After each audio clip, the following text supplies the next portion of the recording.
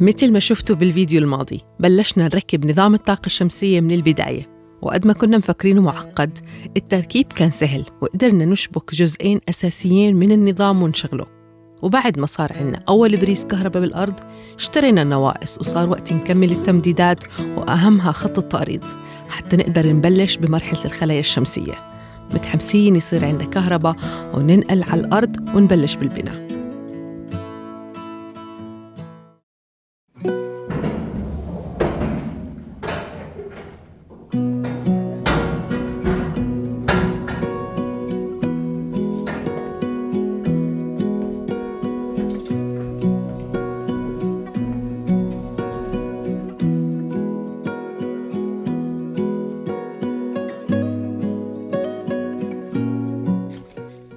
ركبنا كل الأشياء الرئيسية للطاقة الشمسية، وصفى لازم هلا نطلع خطوط عشان نمد لبرا الكونتينر وندخل لجوا الكونتينر. شو بدنا ندخل لجوا الكونتينر؟ شغلتين. أول إشي خط من الشاحن من الجنريتر أو المولد، وتاني إشي الخط اللي بده يجي من الخلايا الشمسية.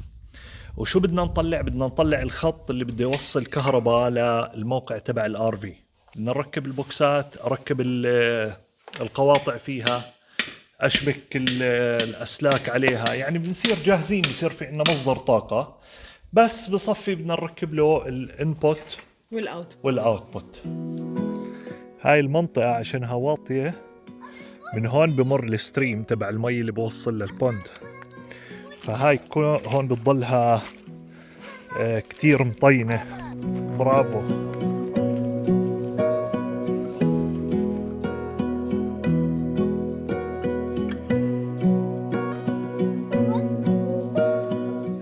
هذا السويتش هيك مبدئي، وهذا البلاج مبدئي. فهلا بدي اركب علبة القواطع هاي 31 امبير 21 امبير. ال 20 امبير بده يغذي هاي المنطقة جوا الكونتينر، وال 30 امبير اللي بده يودي الكهرباء لعند الار في. هذا القاطع شو الحلو فيه؟ هذا بينشبك على الواي فاي. بصير اقدر عن طريق الموبايل اشوف قديش عم بستهلك كهرباء، وقديش كل اسبوع استهلكت وقديش كل يوم استهلكت. يعني راح يفيدني اعرف اعمل حسبة، اقدر افهم قديش لازم يكون عندي سولار سيستم او قديش لازم يكون عندي بطارية. شوب حريقة برا براد، بس هون عشان هاي الواجهة ضربيتها الشمس. واو. هاي العلبة عم بفكر احطها هون بالنص عشان منها اطلع لبرا.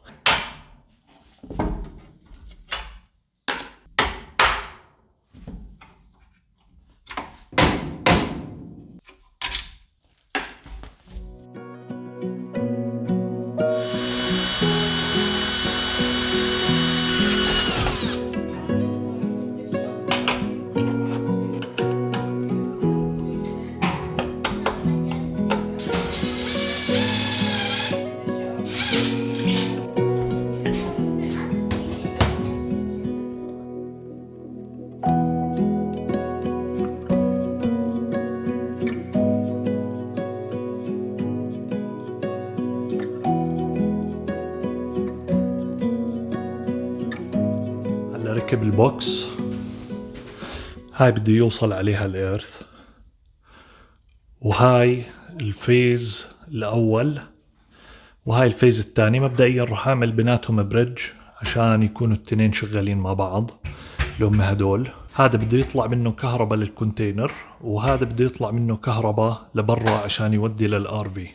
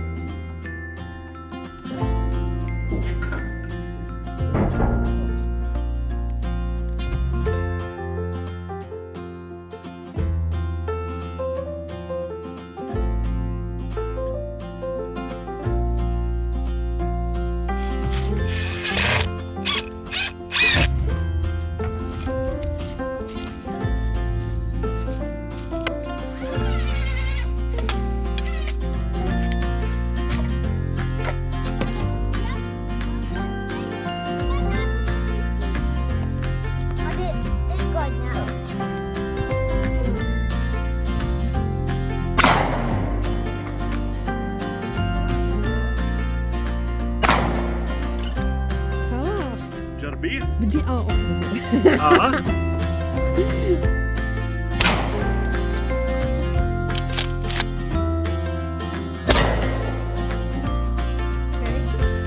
أنا.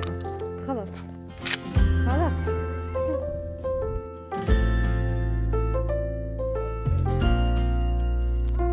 شو بدنا نسوي؟ شو بدنا نسوي؟ بدي أكمل شغل بالكهرباء، بدي أكمل تمديد علبة الكهرباء ركبتها، وبدي أكمل تمديد الأسلاك عليها. اوكي. بس شوي انعجقت لأنه صار في كتير أسلاك، والأسلاك كلياتها راح تتقاطع مع بعض، إشي جاي من اليمين وإشي جاي من الشمال.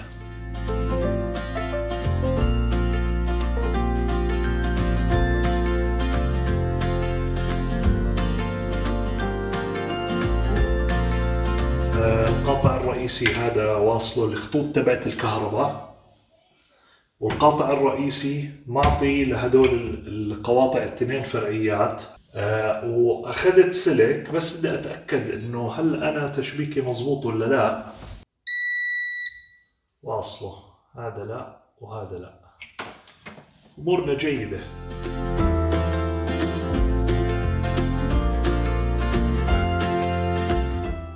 شو بضل علي؟ ازرع السيخ تبع الارضي، وبعد ما ازرع السيخ بدي امدله، بدي اخزق، بدي اخلي الخزق تبع الكونتينر اخر اشي. ليش؟ لانه لازم اخزق بنفس اليوم واسكر بنفس اليوم، عشان اذا في حال اجت شتاء او اشي. هذا حكيت الفيش انه ما راح يدخل بالجنريتر صح؟ لانه هذا كان محطوط على فيش 220 فولت. فرجيني شكله هلا كيف صار.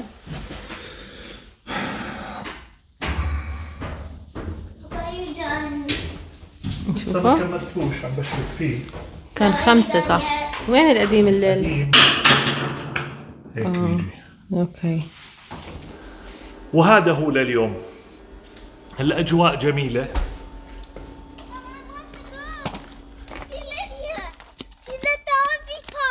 بدك نروح نشوف ليديا بالار في بارك؟ نضبضب. اليوم ويك اند، يونان بده يروح يشوف اصحابه.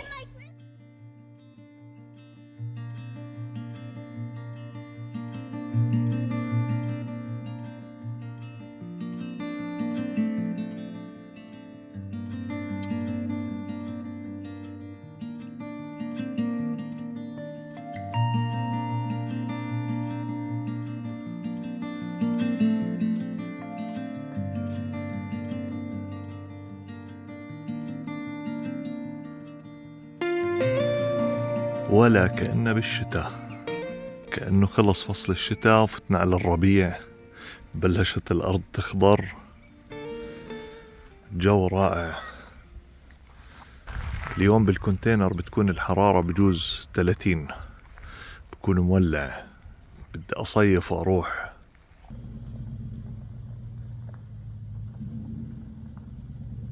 وهلا والله اليوم لحالي، بدي أكمل شغل على السولار سيستم على رواق. بدي أشوف من وين بدي أطلع الأسلاك، لازم أتأكد كيف بدي أعملهم، من وين بدي أطلعهم. وأكيد قبل ما أبلش شغل لازم أجي أطل على البوند.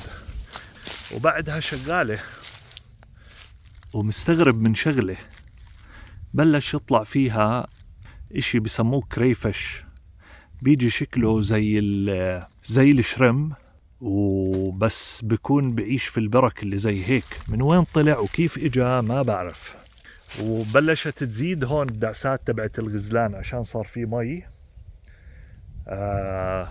عم بيصير في حركة على المنطقة هيك، بتبلش تنتعش، بس ببلش يصير فيها حياة طبيعية. أكيد بالصيف لما تهدى شوي الشتاء، لما يروح الشتاء ويصير في فترة جفاف، أكيد رح ينزل مستوى المي، فبصير أرجع أقدر أحفر فيها، بقدر أوسعها شوي. بس مبدئيا رائعة.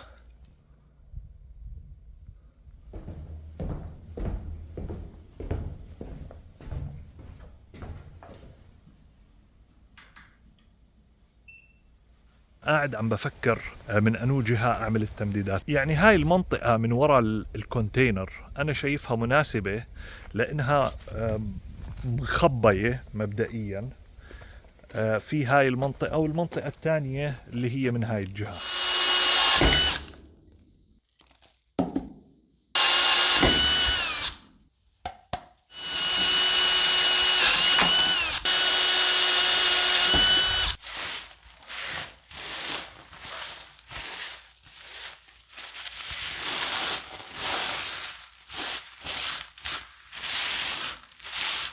هذا الشرشف اجى انقاذ، رنت جايبيته كانت على اساس اذا بدنا ناكل او اشي زي هيك، لولا كان معرفتش اشتغل على هاي الطاولة. ديكور عنيف.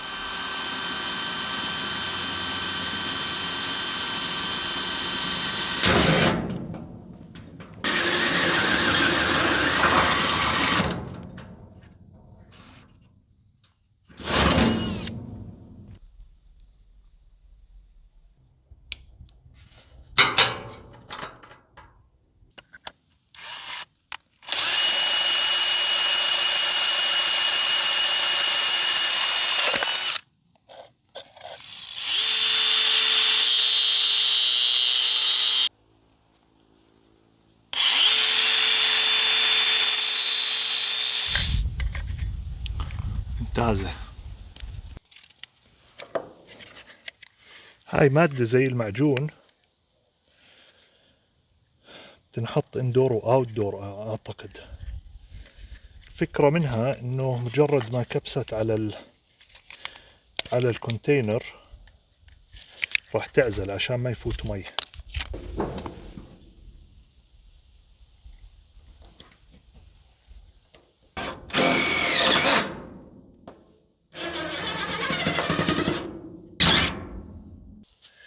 لابد ما يطلع لنا شغلة ناقصة.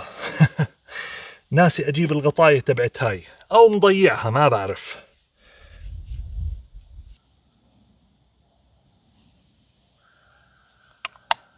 مش عارف هذا بيحتاج لبرايمر لما بدي احط هيك اشي، بس ما اعتقد، ما اظن بحاجة برايمر هذا. هيك بس بنضمن اذا نزل شتاء ما يفوت جوا الكونتينر. هاي تسكرت وانعزل وراه، وهدول مسكرين اصلا الشتاء ما راح يفوت جنابي، فهيك امورنا جيدة. لازم اركب عمود امد له الكهرباء، واركب علبة الكهرباء تبعت الار في بنفس العمود، وبدي اسحب سلك من هون من عند الكونتينر لفوق لعند محل ما بدي احط الار في والانترنت. شو كمان هو المشروع الكبير اللي هو السولار بانلز. السولار بانلز بدهم شغل هيك متخيل، يعني بتوقع انه راح ياخذوا شغل، لانه الستركتشر انا مش متاكد كيف بده يركب. يعني عملت التصميم تبعه بناء على قياسات السولار بانلز اللي انا اشتريتهم.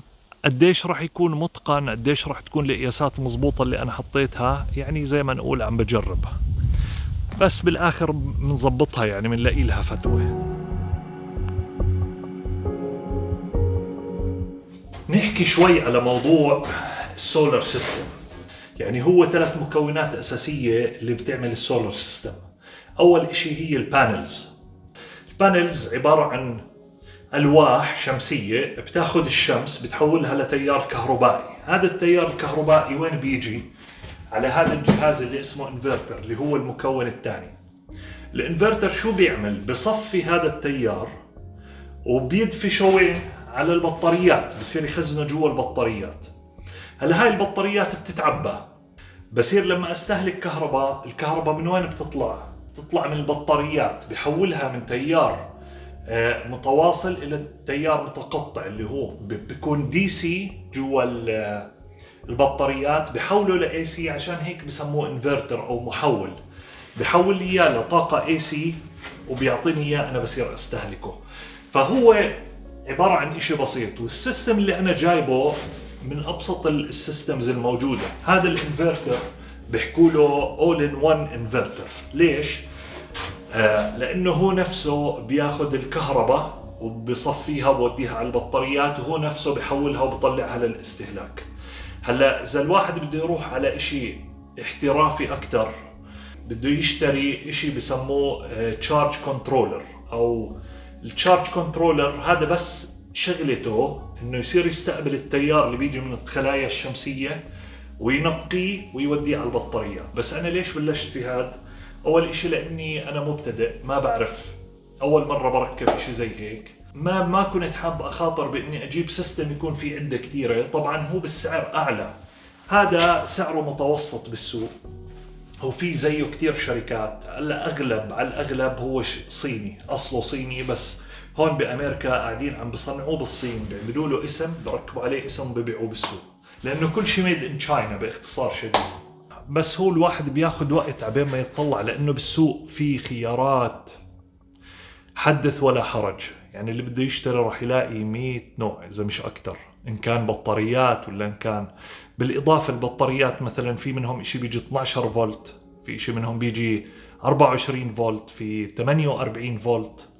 انا جايب 48 فولت. انفرتر نفس الاشي، في منه 12 كيلو وات. هلا انا اللي جايبه 6.5 كيلو وات، يعني انا ما بقدر اسحب منه اكثر من 6.5 كيلو وات. هلا هو بيقدر يوصل ل 12 كيلو وات بس 5 ثواني، بسموها بيك. انه يعني اذا الواحد شد عليه كثير بيسحب منه 12 كيلو وات بس لمدة 5 ثواني. اذا شغلت آلة او ماكينة بتسحب 12 كيلو وات لمدة تتعدى ال5 ثواني بيطفي، بيفصل.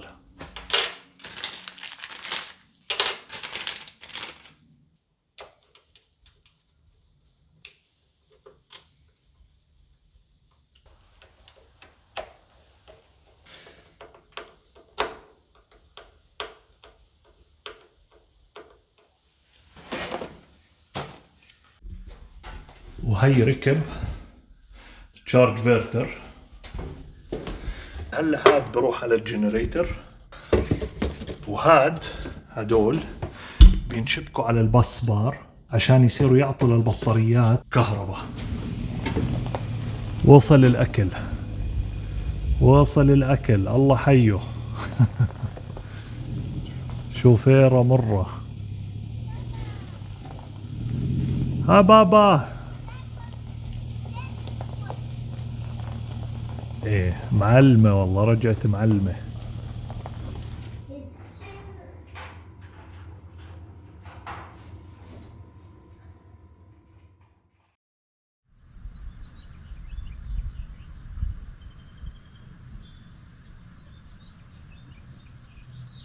بدك تعملها تشيبس؟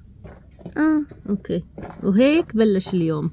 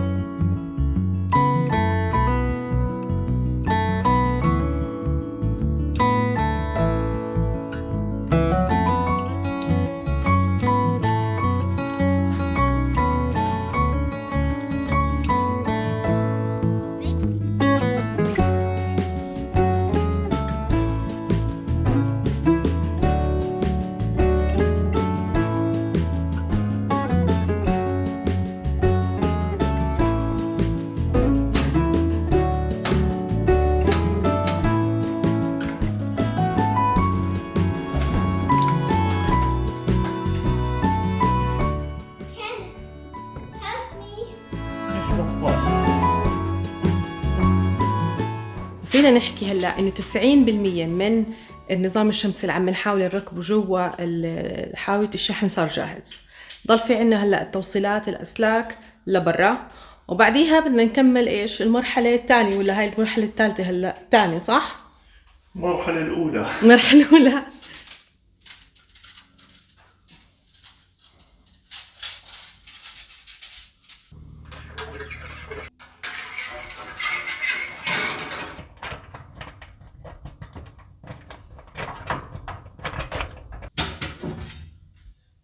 هلا هذا الإيرث بيكون، هذا سلك الأرضي، بدي أشبكه بالعلبة الرئيسية عشان يصير يعطي للإنفرتر ويعطي لكل الكهرباء اللي بدها تطلع.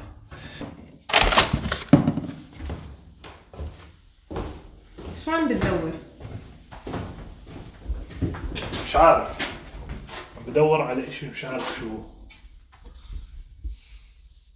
طب اوصف لي قبل كأنا لقيته. انا مش عارف شو هو اصلا، مش عارف كيف شكله.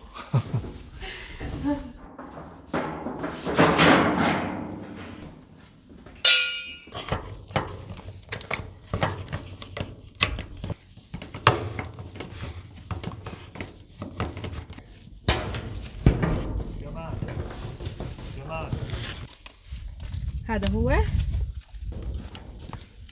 هذا الاختراع الجميل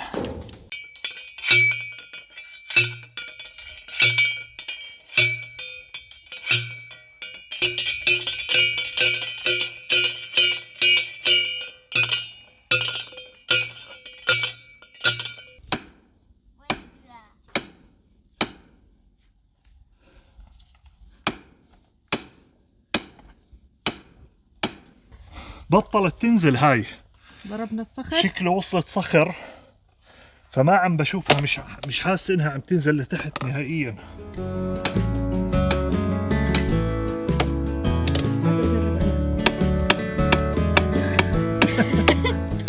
هيك اذا في امل انها تنزل ما راح تنزل، رابط قوي.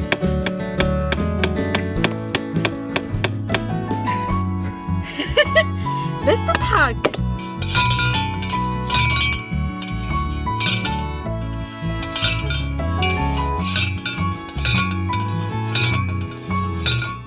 اتوقع كفايه، اتوقع احنا طول عمرنا عايشين بعمان بدون ارث. طب سؤال، هلا لازم اذا ضل هيك جزء منه طالع لازم نغطيه في اشي؟ لا مش ضروري، يعني فينيتو؟ بس بدي اشبك فيه هذا السلك، سلك النحاس، سلك التقريض، بدي اشبكه فيه. امسكي شوي. Hello. Look for the hole.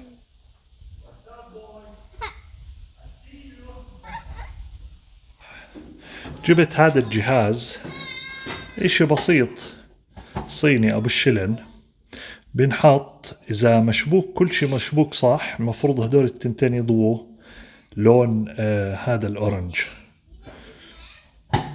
بدي اشغل وبعدين اطلع اشبك هذا الارضي، انا لسه ما شبكته. ضوت بس ضوء واحد يعني اوبن جراوند. المفروض اذا ركبنا الجراوند يعطينا ضوين. بدي اروح اشبكه.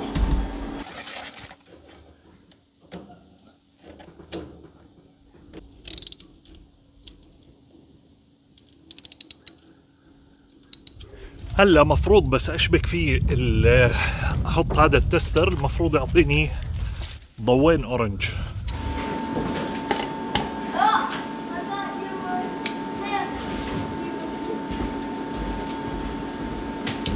ما اخذ ايرث. شو العمل؟ شو ممكن تكون المشكلة؟ معقول عشان ما نزلت الايرث بالارض؟ ما نزلش كلياته، ما نزل كل العمود؟ لانه هون المفروض التشبيك مزبوط، الايرث واصل للانفرتر، من هذا في خط رايح على الانفرتر اللي هو هذا، وهذا مشبوك عليه ايرث كمان. مش عارف ايش ممكن تكون المشكلة. اشوف بالله.